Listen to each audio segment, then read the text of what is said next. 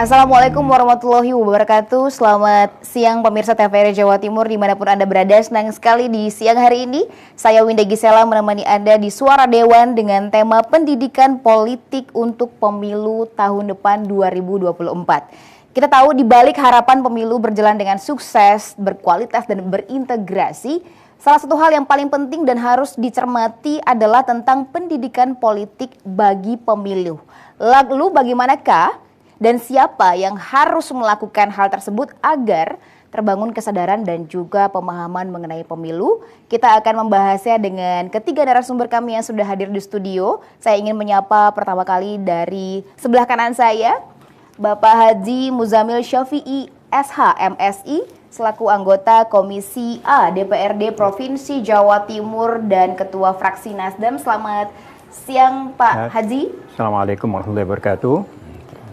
Oke, saya juga mau menyapa Profesor Kacung Marinjan, Wakil Rektor 1 UNUSA dan juga dosen FISIP UNER Surabaya. Selamat siang. Selamat siang, Pak Kacung. Mbak Gisel. Iya, saya juga mau menyapa generasi muda kita, ada Agil Wahyu ya, Presiden BEM ITS Surabaya tahun 2002-2023. Apa kabar Agil?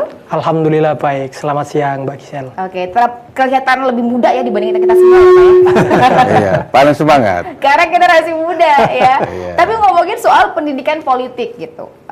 Untuk meningkatkan kesadaran politik, salah satunya adalah pendidikan politik. Tapi saya mau ke Profesor dulu sebelum saya ke Pak Haji ya.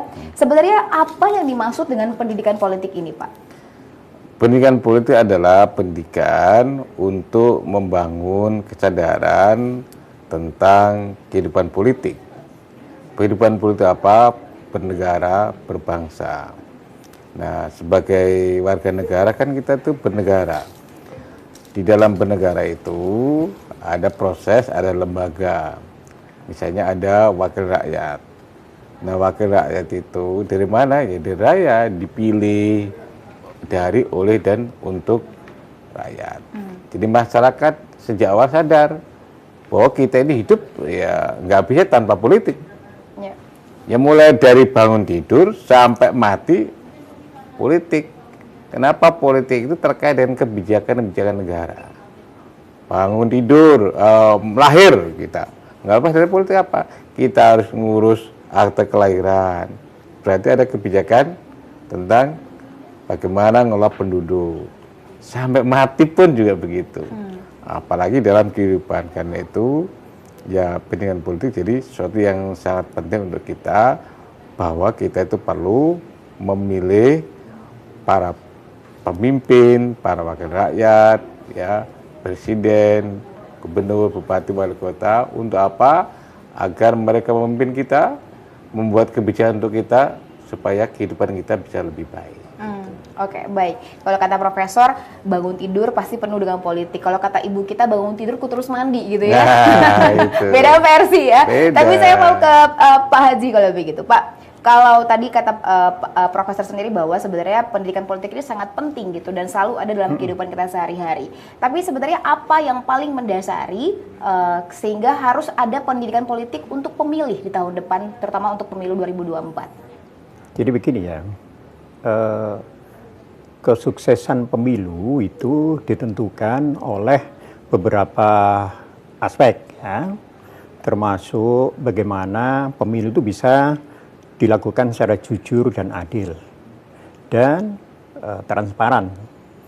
Nah, salah satu keberhasilan dari pemilu itu meningkatkan partisipasi pemilih di dalam dari pemilu ke pemilu. Nah, partisipasi pemilih di dalam pemilu ini akan menentukan partisipasinya di dalam rangka ikut serta di dalam proses pengambilan kebijakan.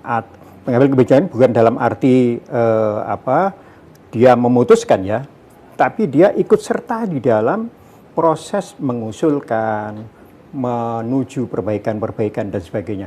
Itu semua masyarakat harus mempunyai satu keinginan untuk melakukan perbaikan-perbaikan untuk proses kebijakan berikutnya itu. Jadi memang harus ikut terlibat gitu ya. Nah, kalau dari sisi partai politik, pendidikan politik ini kan proses untuk mencapai satu kepemimpinan kan. bagaimana seseorang itu bisa menjadi kader partai politik untuk bisa meneruskan kepemimpinan dan partai politik itu sendiri.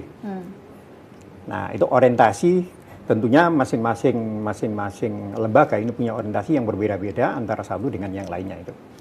Oke, baik. Tapi kalau dari sisi mekanismenya sendiri gitu, Pak, kira-kira pendidikan politik itu seperti apa sih realnya gitu dalam kehidupan kita? Tentunya bisa dilakukan melalui pendidikan di sekolah. Ya. Pendidikan sekolah itu ada pendidikan kewarganegaraan, ada pendidikan Pancasila dan sebagainya. Di masyarakat ini bisa dilakukan sosialisasi politik. Sementara partai politik ini juga memberikan sosialisasi tentang pemahaman politik itu sendiri kepada masyarakat. Contohnya di DPR ya, DPR itu selalu saja di dalam proses penentuan kebijakan pemerintah daerah itu diawali dari penyerapan aspirasi politik, aspirasi masyarakat. Nah, aspirasi masyarakat ini merupakan partisipasi politik juga. Nah, ini di DPR itu punya satu sarana untuk melakukan pendidikan politik. Di antaranya ada reses. Ada reses, satu anggota DPR itu punya hak untuk menyerap aspirasi itu satu tahunnya itu sebanyak 18 kali. Nah, ini yang bersentuhan langsung memberikan penjelasan tentang politik, tentang kegunaan, tentang manfaat dan sebagainya, itu di reses itu. Di samping melaporkan kerja, juga menyerap aspirasi. Yang kedua, DPR itu punya workshop.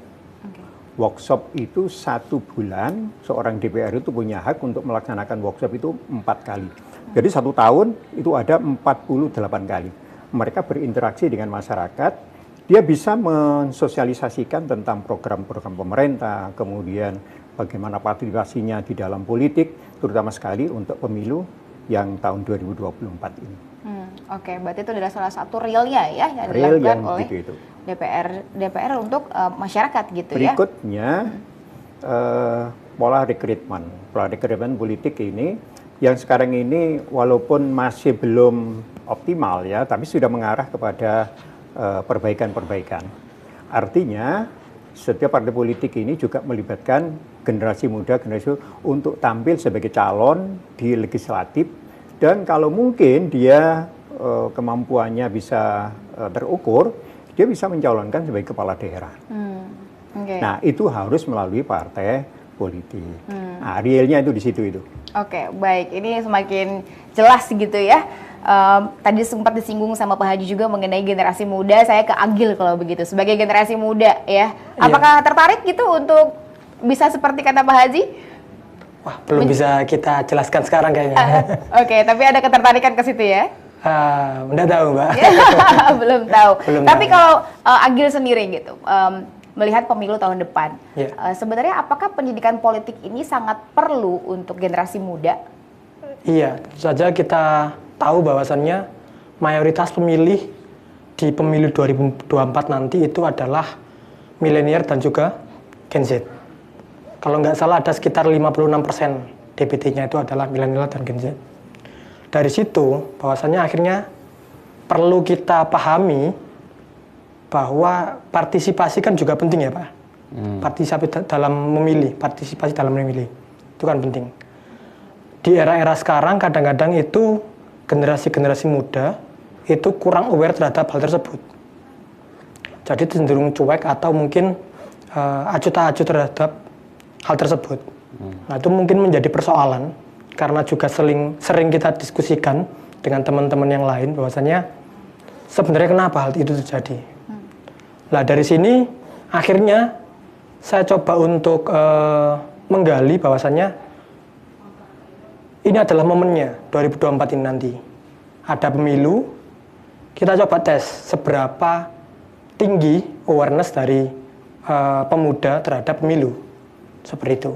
Nah, itu bisa tadi dari mungkin program-program yang tadi sudah disebutkan sama Pak Muzamil, dari legislatifnya, ada riset, ada workshop dan sebagainya. Itu mungkin kalau menurut saya Pak ya, itu cenderung belum menyentuh ke kalangan muda seperti itu. Ya mungkin ini nanti juga sebagai saran dan juga perbaikan untuk parpol kedepannya seperti itu. Pun juga eh, lebih ke bagaimana itu meningkatkan peran dari generasi muda, bukan hanya sebagai lumbung suara. Misalkan banyak pemuda yang diambil, dicalonkan karena dia memiliki pengaruh dan sebagainya. Tapi peran kita sebagai warga negara untuk berpolitik itu juga perlu untuk dicerdaskan. Seperti itu.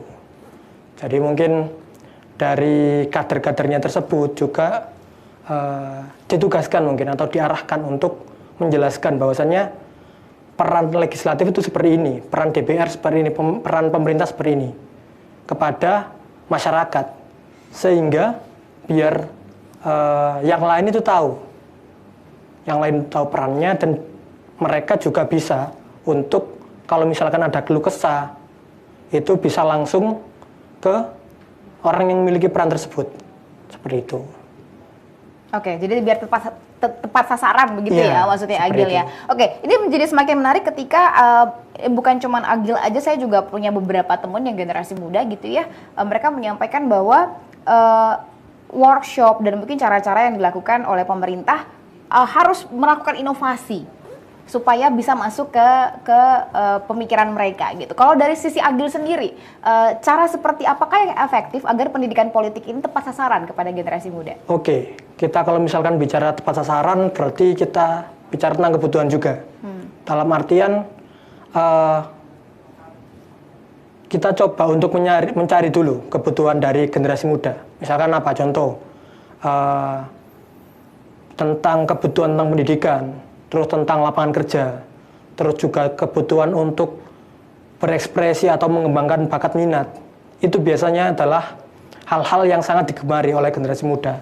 Sehingga kalau misalkan di situ bisa kita untuk tingkatkan dengan kebutuhan dari generasi muda yang bisa diakomodir oleh DPRD, oleh legislatif, saya kira nanti akan menumbuhkan minat yang pertama. Kalau misalkan sudah menumbuhkan minat, berikutnya tinggal bagaimana menjelaskan bagaimana partai-partai kompetitif dalam hal menjalankan programnya. Misalkan partai A dan partai B itu berkompetisi. Oh, ini untuk generasi muda itu program yang paling tepat ini. Itu menjawabnya apa? Sesuai dengan kebutuhan dari generasi muda. Apa yang dirasakan sekarang. Seperti itu, Pak Gisel. Oke, baik. Mungkin sebelum ke Prof, saya ke Pak Haji sendiri. Apa ada mau sedikit tambahan, Pak? Dari statementnya Mas Agil sendiri yang mengatakan bahwa sebenarnya generasi muda ini butuhnya juga kepastian gitu ya. Betul. Kepastian lapangan pekerjaan gitu. Meskipun pendidikan politik ini perlu gitu ya. Ya, jadi ada dua aspek yang menurut saya untuk bisa menjangkau rekan-rekan muda ya. Yang pertama sampaikan Agil tadi itu materinya. Yang kedua adalah metodologi. Metodologi penyampaian kepada generasi muda ini juga sangat penting sekali. Okay. Kita tahu bahwa mereka ini adalah pengguna medsos yang luar biasa. Kita tahu mereka menggunakan, kalau dari survei itu 8, sekian jam satu hari menggunakan itu. Nah, ketika kita memanfaatkan itu untuk kepentingan mereka, saya kira juga akan menjadi tertarik. Di samping materi itu sendiri, kita juga harus menyesuaikan dengan kebutuhan-kebutuhan yang dibutuhkan oleh generasi muda itu sendiri. Ya, makanya kami di dalam workshop itu mungkin karena Mas Agil ada di Surabaya, kami di Pasuruan juga melibatkan para mahasiswa tentang misalnya terkait dengan upaya-upaya peningkatan kemampuan manajemen di dalam berusaha dan sebagainya. Di samping kita memberikan teori-teori terapan dengan mengundang para pakar, kita juga menselipkan pesan-pesan tentang politik itu sendiri kepada mereka untuk memahami tentang politik itu. Saya kira sepakat saya dengan Mas Agil itu. Karena memang kalau tidak menyentuh dengan kebutuhan, makanya banyak generasi muda yang apatis karena buat apa sih politik ini, apa manfaatnya buat saya itu. Karena mereka cukup dengan online sudah bisa memperoleh penghasilan yang luar biasa walaupun tanpa kebijakan apa-apa. Nah, sekarang kan sudah seperti itu.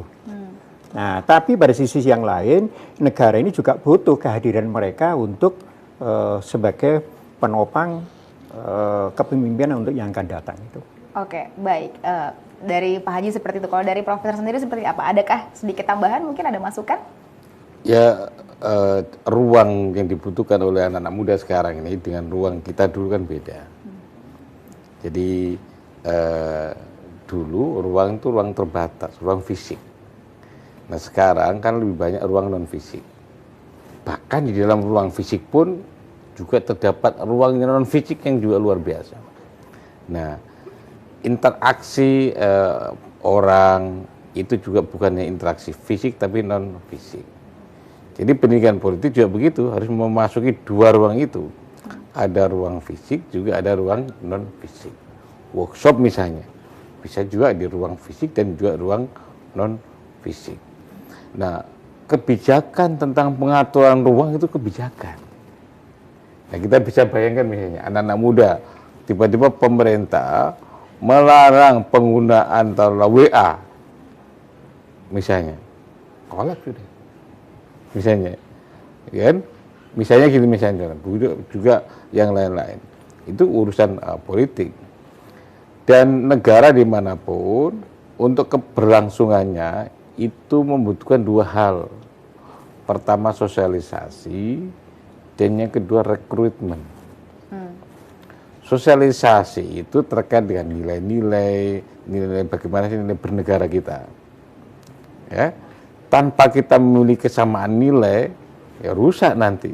Bisa seperti Timur Tengah yang berantem melulu misalnya. Itu nilai-nilai. Termasuk sosialisasi nilai tentang apa yang harus dilakukan di masa datang. Apa yang dilakukan oleh pemerintah, oleh DPR, oleh Presiden, Wakil Presiden, dan lain-lain. Nah yang kedua ada rekrutmen. Jadi Pak Haji Mujamil ini sudah sangat senior. Beliau pernah jadi wakil bupati, DPRD dulu di Pasuruan wakil bupati, lalu sekarang DPRD provinsi.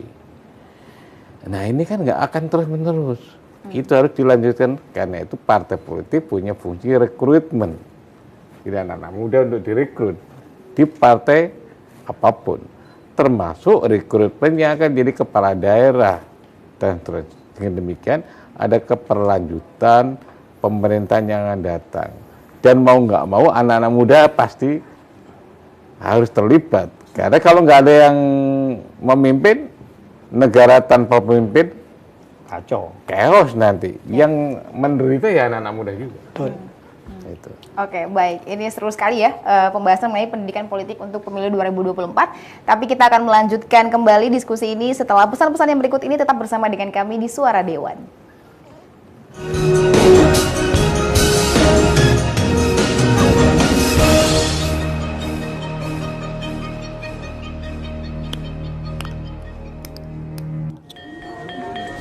Oke.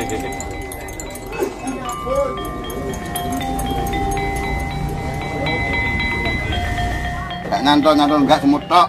Ngawur wingi iki kena gak udan karo angin kok TV-ne rusak. Ilang-ilang ngene iki lho.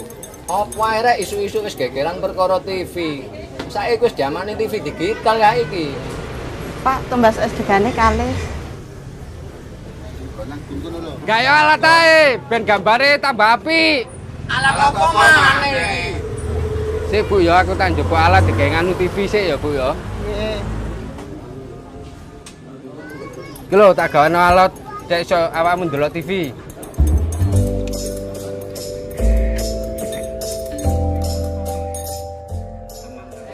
Lho toh, bening kok kandhani kok TV-ne lho. Mening ngono kok. Lho Pak, SDK-ku ya apa? Oh iya Bu, sepurane Bu ya regane sik. Tani sik. Wah, ngono ae lali.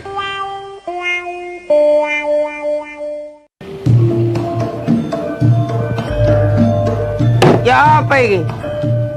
Peno lho, lapo ae. Teko-teko kok murang-muring. Pesen kopi kono lho sik. Utang gorong mari kesusu mati ae. Sing mati lho sapa? Jumali bakul sume iki lho. Sampeyan nek ngomong ojo ngasur ae enak. Iki lho. Lho ngene grup wacan entah lah. Bojone Jumali update status. Istirahatlah dengan tenang. Sing mati sapa manene gak jumali. Lha Cak, ini. Diparani ngono lho nang omahe. Nah, rame nang ngene kene. Yo, kalau, sampe kalau. Aku mulai Cak yo. Mulane ta lah. Ojo percaya ambek berita sing gak jelas.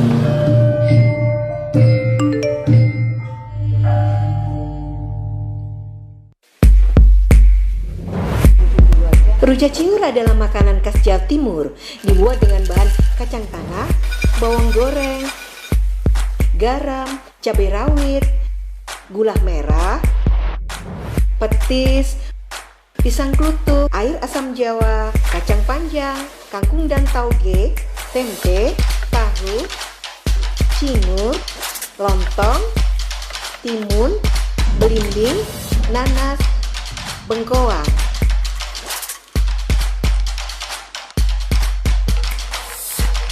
Masukkan semua bumbu dalam cobek. Ulek sampai halus dan tambahkan sedikit air asam jawa. Tambahkan petis dan ulek kembali sampai tercampur rata. Masukkan sayur, cingur dan buah-buahan. Rujak cingur siap disajikan.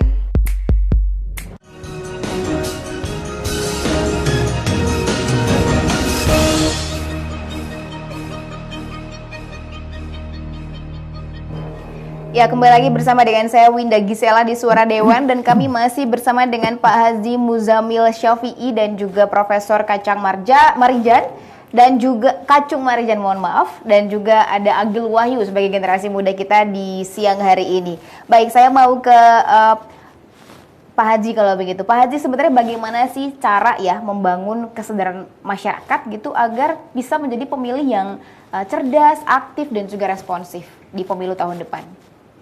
Jadi kita harus tahu objek yang harus kita komunikasikan ya. Kalau dengan generasi muda tentunya tidak seperti yang lalu-lalu. Maka kita harus menggunakan pola-pola yang modern sekarang ini. Lewat internet, lewat podcast dan sebagainya itu.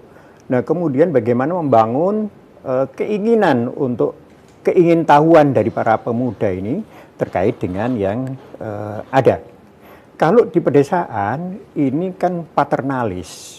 Kalau sudah kepala desanya ngomong hari ini pemilu, itu sudah rata insya Allah sudah akan datang ke tempat-tempat TPS. Tapi belum tentu dengan anak-anak muda ini. Nah di samping juga harus memberikan pemahaman yang tepat terkait dengan perlunya politik, perlunya pemilu terkait dengan proses pergantian kepemimpinan itu sendiri. Dan disampaikan oleh Pak Kacung tadi itu, kalau ini tidak bisa berlangsung secara konstitusional dan periodik, dikhawatirkan terjadi satu stagnasi, kemudian terjadi satu kekacauan-kekacauan yang ada. Nah ini tentunya kalau tadi disampaikan ada kalau milenial itu 31%, kemudian Gen Z sampai menjadi 50%, ini satu potensi yang luar biasa. Kalau mereka apatis, ini yang saya tidak khawatirkan itu. Karena sekarang ini kan orang-orang lebih tertarik dengan melihat gadgetnya daripada persoalan-persoalan yang ada di luar.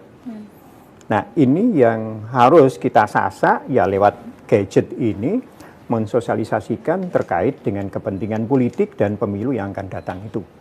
Nah, makanya metodologi menjadi sangat penting terkait dengan sosialisasi yang harus diberikan baik itu oleh aparat pemerintah, KPU maupun oleh aparat-aparat partai politik ya yang ada. Nah, tidak terkecuali para dosen ini kepada seluruh mahasiswanya itu. Oke, baik. Kita tahu ke Prof kalau begitu ya, saya tahu bahwa banyak sekali masyarakat yang belum mengetahui tentang politik ini. Literasi politiknya mungkin dibandingkan kita di Surabaya, di daerah-daerah lain lebih tinggi di perkotaan begitu ya. Tapi sebenarnya bagaimanakah pantauan menurut Prof sendiri gitu ya, kehidupan masyarakat sekarang ini, apakah memang seperti itu terjadi literasi politik di beberapa daerah kurang merata atau bagaimana Prof? Sebetulnya sekarang ini literasi kita cukup bagus. Dulu waktu zaman kita awal kemerdekaan hanya 5% yang melek huruf. Sekarang itu sudah mendekati 100% yang melek huruf. Nah, kemudian sumber-sumber informasi juga banyak. Sekarang ini misalnya sebagian besar penduduk kita itu punya HP, bahkan bisa punya akses internet sampai di pedesaan. Memang ada daerah-daerah tertentu ada yang blank sehingga nggak terjangkau oleh akses media, termasuk akses HP misalnya. Tetapi mayoritas kita itu punya. Mohon maaf, saudara-saudara kita tukang becak pun punya HP semuanya. Kayaknya nggak ada. ART pun punya HP. Nggak ada yang nggak punya sekarang. Nah, dengan punya HP, dengan punya akses data, internet dan lain-lain, mereka punya akses berbagai informasi tentang politik, tentang berita, termasuk pemilu 2004 yang datang. Nah, hanya karena banyak informasi itu terkonsentrasi pada pilpres, sehingga seolah-olah pemilu depan pilpres. Padahal pemilu depan itu ada 2 gelombang. Pertama pemilihan presiden, pemilihan anggota legislatif itu mulai DPRD tingkat kabupaten kota, provinsi dan DPR pusat. Jadi bukan hanya presiden. Nah, kita harus memilih itu semuanya, memilih anggota DPRD kabupaten kota, provinsi, seperti Pak Muzamil di provinsi, kemudian di pusat. DPD juga. Dan DPD, ada juga Dewan Perwakilan Daerah. Ini bersama-sama. Nah, karena media itu lebih banyak ngomong soal pilpres, seolah-olah pemilihan daerah hanya pilpres. Nah, jadi disinilah penting juga, jangan-jangan nanti orang sembarangan ini memilih presidennya serius, tapi ketika memilih anggota DPR, DPRD nggak serius. Nah, kita harapkan semuanya serius, bahwa kita nggak boleh salah pilih tentang siapa sih yang akan dipilih untuk menjadi anggota DPRD, kabupaten kota, provinsi, pusat maupun DPD dan calon presiden. Itu yang kesadaran bahwa pemilu meliputi banyak hal, itu belum. Nah, kemudian di akhir tahun, kira-kira bulan November, Oktober, November itu adalah ada pemilihan kepala daerah, bupati, wali kota, provinsi, seluruh Indonesia. Nanti wali kota Surabaya dengan Bupati Sidoarjo dan 34 kabupaten kota yang lain sama, pas gubernur itu bersamaan. Itu jadi ada 2 kali pemilu legislatif dan presiden, dan kemudian pemilu kepala daerah. Nah, ini kayaknya yang belum banyak tahu. Pemilu serentak ya di tahun depan ya. Oke, baik. Mudah-mudahan juga tadi informasi yang diberikan Prof bisa masyarakat Jawa Timur yang nonton bisa tahu gitu. Oh iya ya, tahun depan ada 2 gelombang begitu ya. Dan bukan hanya pilpres saja. Bukan hanya memilih pengganti Pak Jokowi. Oke, semua diganti, makanya kita juga harus ikut terlibat begitu ya dalam pemilu tahun untuk depan. DPRD bisa diganti bisa enggak, misalnya kalau Pak Muzamil ini kan nyalonkan lagi, ya bisa aja terpilih kembali. Kalau Pak Jokowi nggak boleh, karena hanya 2 periode. Oke, baik. Ini menarik, saya mau ke Agil kalau begitu. Tadi sempat disampaikan bahwa sekarang itu generasi muda full dengan gadget. Kita juga semua bangun tidur bukannya ngecek apa gitu, tapi ngeceknya gadget, pasti begitu ya. Tapi kalau dari Agil sendiri gitu dan teman-teman yang di generasi muda, apakah sosialisasi mengenai pendidikan politik ini punya efek gitu ketika ada di medsos, atau mungkin bahkan lebih kurang lagi, harus tambahin lagi dengan ini dan itu, apa memang itu cukup efektif nggak sih, Agil? Oke, jadi kalau misalkan secara tools gitu ya, secara wadah, medsos itu adalah sarana yang sangat familiar bagi seluruh umat manusia, bahkan bukan hanya generasi muda. Sekarang masih kecil sampai dewasa sampai tua udah punya sosmed semua kan, seperti itu. Itu sangat-sangat bisa untuk diandalkan sosmed untuk melatih pendidikan politik. Terus juga kalau misalkan kita pikir-pikir, Bapak, jadi ternyata generasi muda itu nggak apatis banget. Dalam artian, apalagi BEM ya. oh enggak, maksudnya Harus mereka ya. itu dalam Oke. hal pendidikan politik itu tahu dalam hal ininya, apa namanya, isu-isu politik tentang misalkan ada dewan yang terjerat dan lain sebagainya, pasti update, pasti tahu. Nah itu juga penting dalam artian pendidikan politik bukan hanya sekedar kita sosialisasi, tapi juga pendidikan percontohan, suri tauladan kan seperti itu. Jadi kepada parpol-parpol seperti itu mungkin mulai dari sekarang untuk menjaring calon-calonnya itu benar-benar seleksi, dipetani seperti itu. Agar memang yang ditawarkan itu jelas-jelas ini yang berkualitas seperti itu. Karena kan yang bisa menjadi wakil rakyat kan cuma parpol ya seperti itu. Karena sudah diatur di undang-undang. Jadi itu juga penting karena kalau misalkan semakin sering kita melihat bahwasannya aktor-aktor politik ini, kader-kader partai ini adalah sering melakukan contoh-contoh yang kurang baik, itu juga semakin menjauhkan dari pemilih, dari generasi muda juga seperti itu. Jadi itu faktor penting juga dalam hal pendidikan politik, pendidikan suri tauladan seperti itu. Oke, baik. Kalau begitu saya Uswatun kasana ya. Betul. Kalau begitu saya ke Pak Haji. Kalau begitu Pak, kalau tadi sempat disinggungkan mengenai partai politik juga harus ikut adil gitu ya untuk pendidikan politik ini, terutama dalam merekrut generasi-generasi muda gitu untuk melanjutkan tujuannya lah gitu ya. Tapi sebenarnya bagaimana seharusnya kader parpol gitu memberikan pendidikan politik bagi masyarakat, Pak? Jadi di samping faktor rekrutmen yang tadi disebutkan itu, memang yang penting itu bagaimana bisa menempatkan calon, baik calon legislatif maupun calon pemimpin kepala daerah itu harus punya karakter yang bagus, kemudian punya rekam jejak yang bagus, dia profesional, dan yang berikutnya partai ini tidak memberikan target finansial kepada para calon.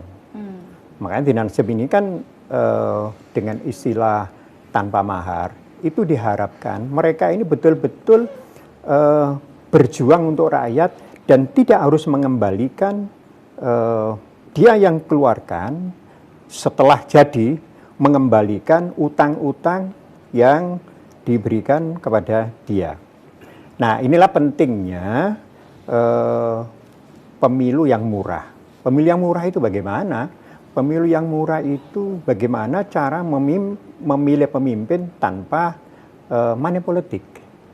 Karena money politik itu terus terang ini yang cukup besar biayanya.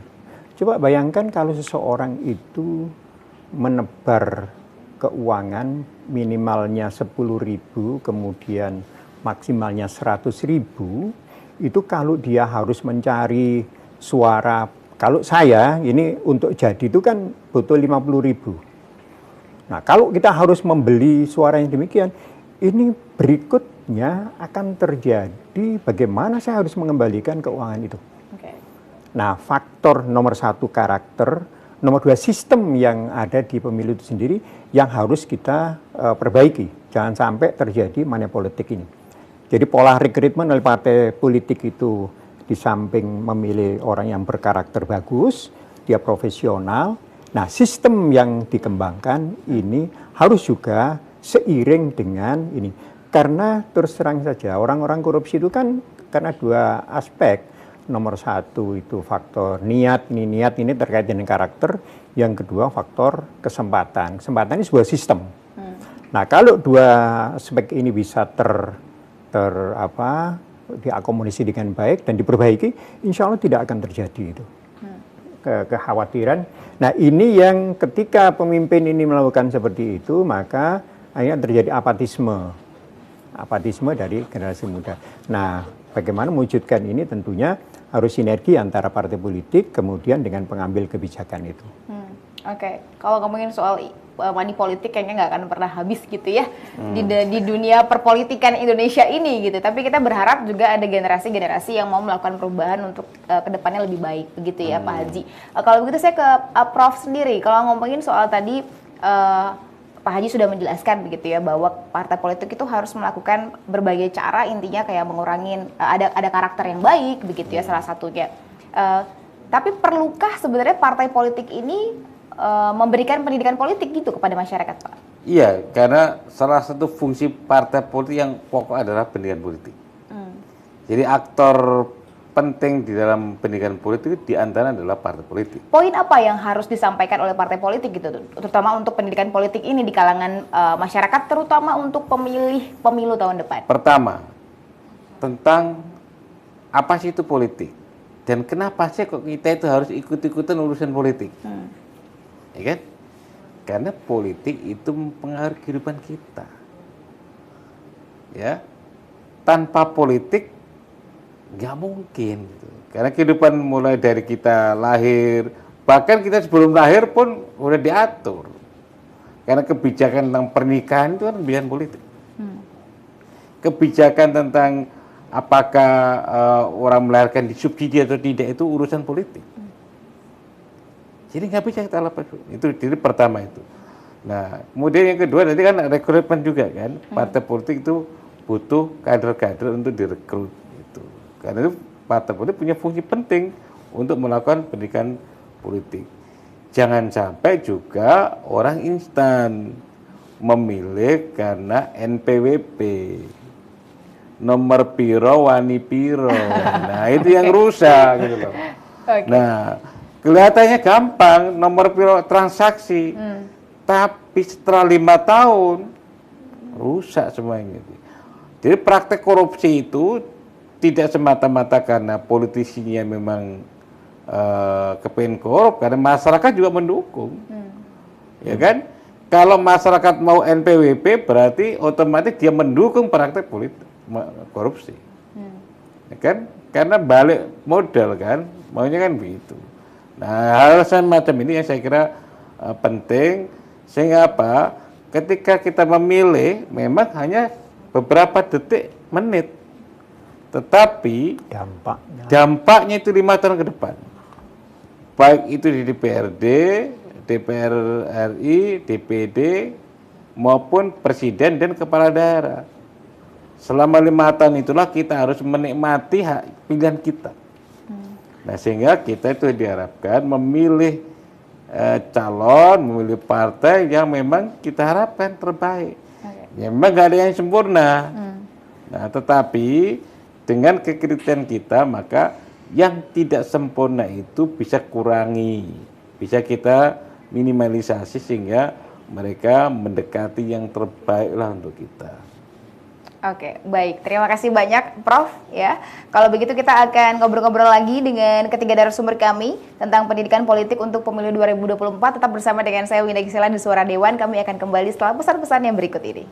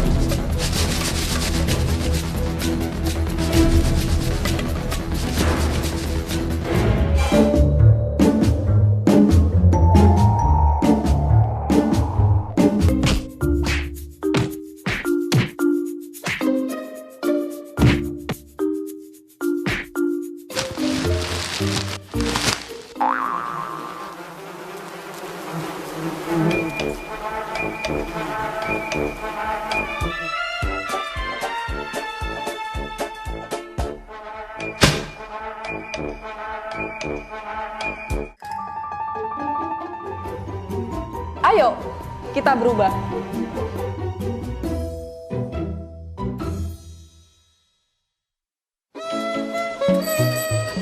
Walah, zamane zaman edan. Dan ora edan, ora keduman. Tontonan, permainan anak-anak cenderung membentuk karakter mereka menjadi malas, pemarah, dan tidak tahu sopan santun.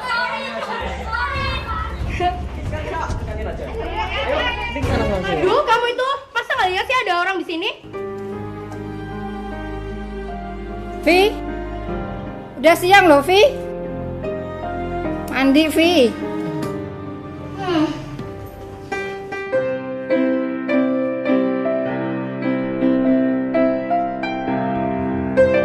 Sak bejo-bejane wong lali, isih bejo wong sing eling lan waspada.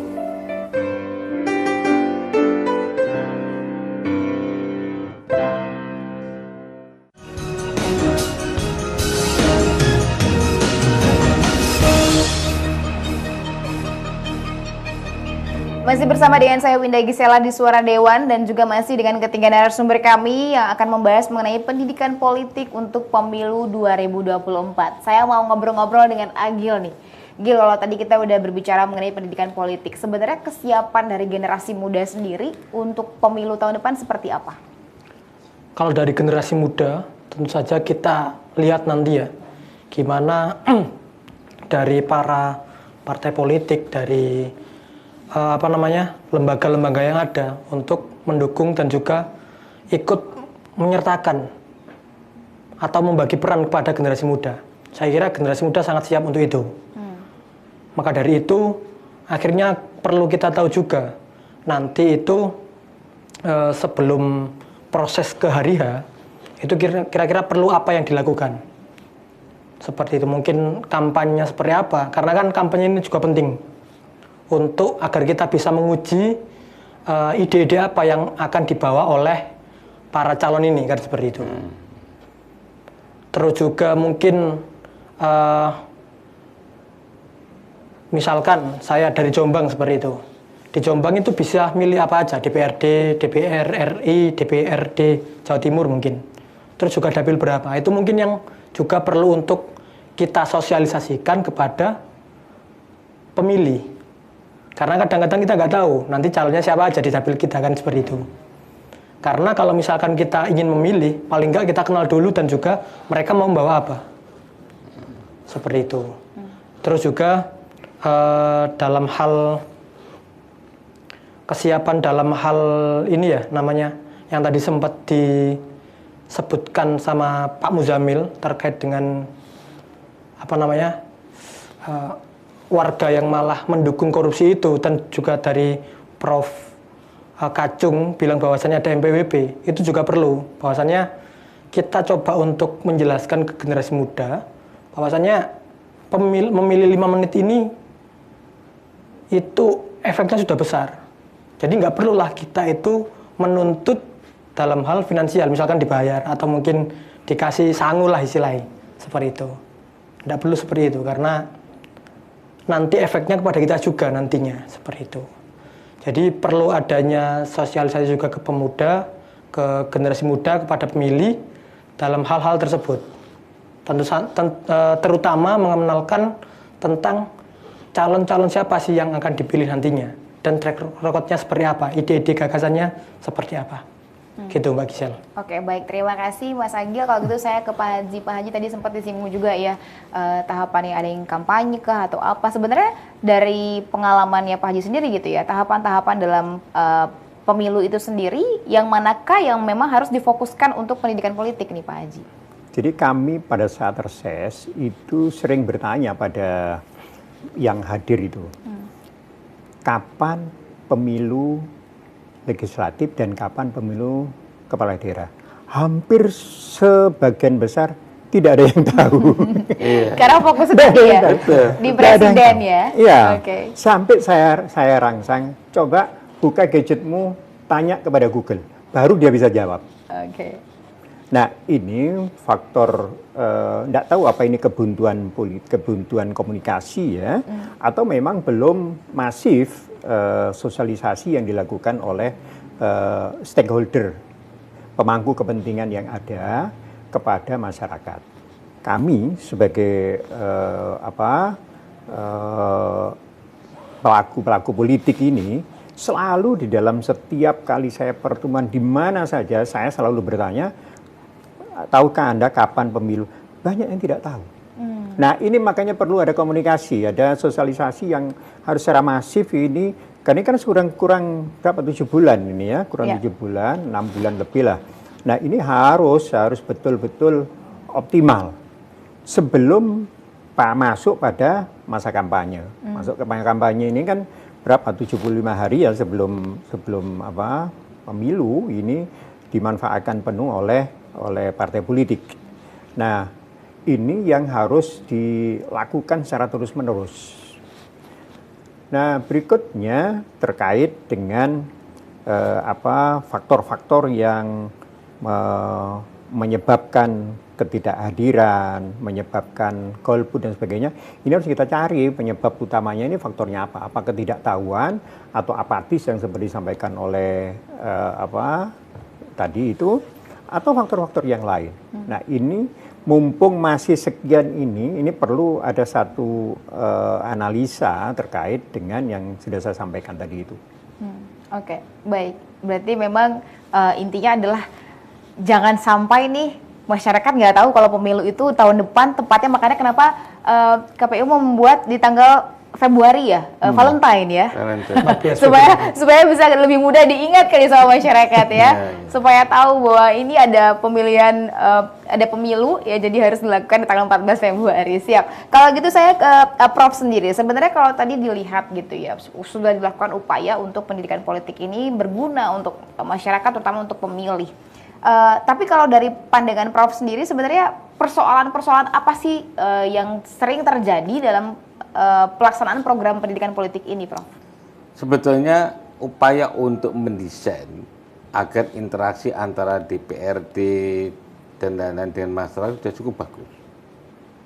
Dulu kan sering dikatakan ada kebuntuan relasi antara rakyat dengan yang mewakili.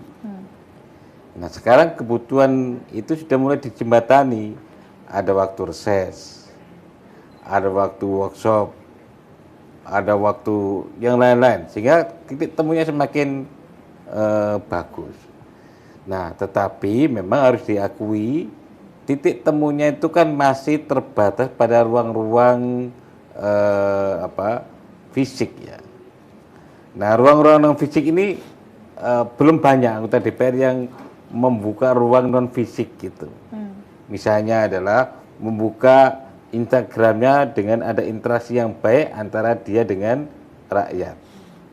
Itu ada sih, sudah mulai banyak, tapi belum semua anggota DPRD melakukan itu. Nah, sehingga ruang-ruang non fisik tadi itu perlu diperluas, termasuk untuk mengetahui kapan adanya pemilu. Dan memang bukan hanya waktunya, tetapi siapa yang dipilih. Sekarang ini prosesnya adalah pendaftaran dan perbaiki daftar caleg. Habis itu nanti ada daftar calon sementara. Disosialisasi ini calonnya siapa saja nih. Lalu kalau sudah fix akan ada namanya daftar calon tetap. Itu yang akan dipilih, misalnya dari partai A itu siapa saja di dapil mana, calonnya siapa saja, laki perempuan berapa misalnya. Itu belum, hari pemilu aja banyak yang nggak tahu, apalagi itu. Jadi ini yang nanti perlu disosialisasikan lagi. Partai politik lah yang punya tugas berat untuk mensosialisasikan calon-calonnya itu kepada masyarakat supaya dipilih. Nah, itu baru legislatif. Belum lagi pilpres nanti. Oktober nanti akan muncul pendaftar ini. Apakah Pak Ganjar, Pak Prabowo, dan Pak Anies betul-betul dicalonkan apa enggak? Sekarang masih calon.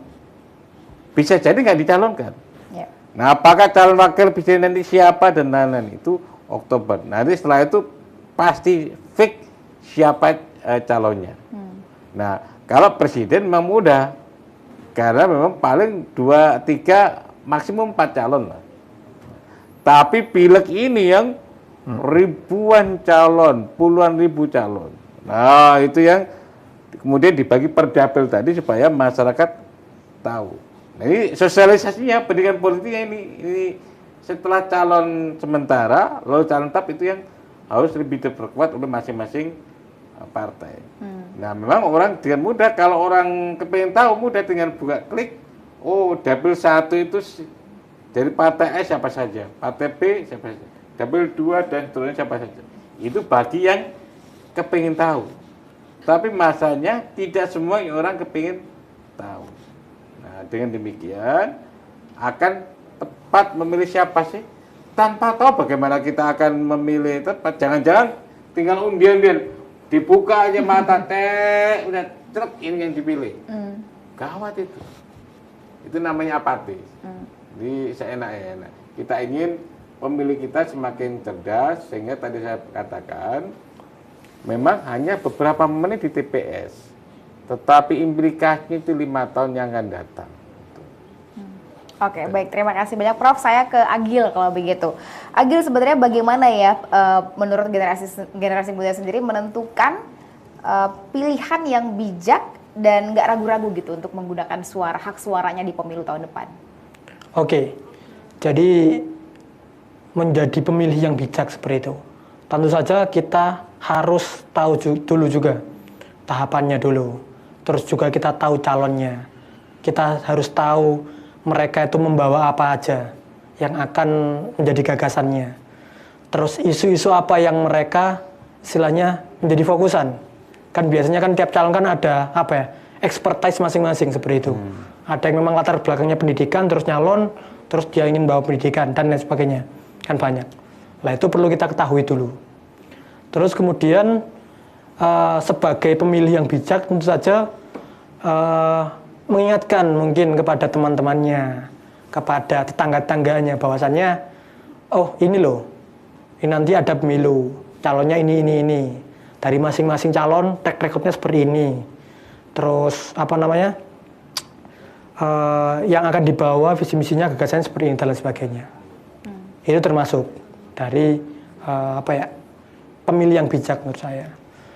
Tentu saja yang perlu kita ini juga bahwasannya kita hindari apabila ada kecurangan-curangan. Misalkan ada partai atau calon yang berusaha untuk mencurangi, membeli suara kita dan sebagainya. Coba benar-benar kita hindari, kan seperti itu. Itu mungkin dari saya, Mbak Gisel. Oke, terima kasih Agil. Kita berharap intinya pendidikan politik ini bagi seluruh masyarakat itu merata ya, tidak hanya untuk kota-kota besar saja, tapi sampai ke pelosok-pelosok daerah supaya pemilu tahun depan itu berlangsung sukses ya dan juga berkualitas serta berintegrasi. Amin. Luar biasa sekali untuk diskusi kita di siang menjelang sore hari ini. Untuk itu saya mau ke tahap kesimpulan mungkin dari Pak Haji dulu, kemudian ke Prof dan juga Agil. Kira-kira apa sajakah harapan untuk masyarakat Jawa Timur terutama ya, apalagi dengan adanya program pendidikan politik ini. Silakan Pak. Ya. Kami berharap pemilu tahun 2024 ini lebih baik daripada pemilu tahun 2019. Dalam arti prosesnya bagus, hasilnya juga bagus, partisipasi meningkat. Nah tentunya ini sangat tergantung kepada partai politik dan juga para pemilih. Nah kami yang berasal dari pendidik, maka kami juga sampaikan tadi itu bahwa kami di kampanye kami itu membantu 1000 madrasah dan masjid. Dan itu sudah terrealisasi. Nah saya kira yang sampaikan oleh Mas Agil tadi itu memang perlu sekali. Oleh karenanya ke depan ini para calon supaya punya visi yang jelas.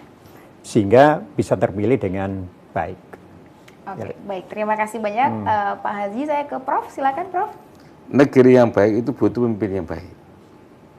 Karena kalau tanpa pemimpin yang baik, itu seperti pilot tanpa pesawat tanpa pilot. Dan ini bisa rusak. Nah, pemilu adalah momen kita untuk memilih pemimpin yang baik. Baik pemimpin yang di DPRD, DPD, DPR maupun di eksekutif. Nah, kita gunakan waktu pemilu sebaik-baiknya. Mudah-mudahan di Indonesia ini lahir pemimpin-pemimpin yang terbaik untuk kita sehingga akan membawa Indonesia menjadi juga jauh lebih baik di masa yang akan datang. Amin. Terima kasih banyak Prof. Kacung. Silakan Agil. Ya, jadi pemilu 2024 nanti itu akan menjadi indikator. Bukan hanya sekedar kuantitas dari partisipannya, tapi juga kualitas pemimpin yang dihasilkan. Nah, dengan kita mengukur kualitas pemimpin yang dihasilkan, bukan hanya pada saat hasil pemilu didapatkan, tapi juga 5 tahun ke depan. Jadi, pemilu 2024 pengaruhnya ke 5 tahun ke depan, kalau misalkan nanti hasil yang dapatkan pemimpinnya secara kualitas itu ternyata tidak sesuai dengan yang diharapkan, bukan mungkin pemilu 2029 mungkin ya, nantinya akan semakin banyak tantangannya seperti itu. Pun juga dari kami atau dari saya mewakili generasi muda, tentu saja berharap bahwasannya generasi muda bukan hanya diajak pada saat mau menjelang pemilu ini aja. Mungkin karena kuantitas kita yang banyak, akhirnya kita sering dilirik. Tapi bukan seperti itu yang kita harapkan, tapi juga peran kita dari generasi muda, dan juga keluh kesah kita, dan juga kebutuhan kita itu juga diperhatikan oleh para pemimpin yang akan menjadi pemimpin dari hasil pemilu nantinya. Terima kasih. Baik, terima kasih banyak Agil. Intinya jangan begitu suara yang dapet terus dilupakan gitu ya. Oke, semoga tidak terjadi ya, karena kita berharap intinya semuanya itu jauh lebih baik di tahun depan ya. Terima kasih banyak semuanya. Baik, kalau begitu pemirsa TVRI Jawa Timur, terima kasih untuk Anda yang sudah menyaksikan program Suara Dewan dengan tema pendidikan politik untuk pemilu 2024. Untuk itu saya Winda Gisela pamit undur diri dari Suara Dewan, dan seluruh kru yang bertugas pada hari ini mengucapkan terima kasih. Sampai jumpa dan selamat sore. Selamat sore.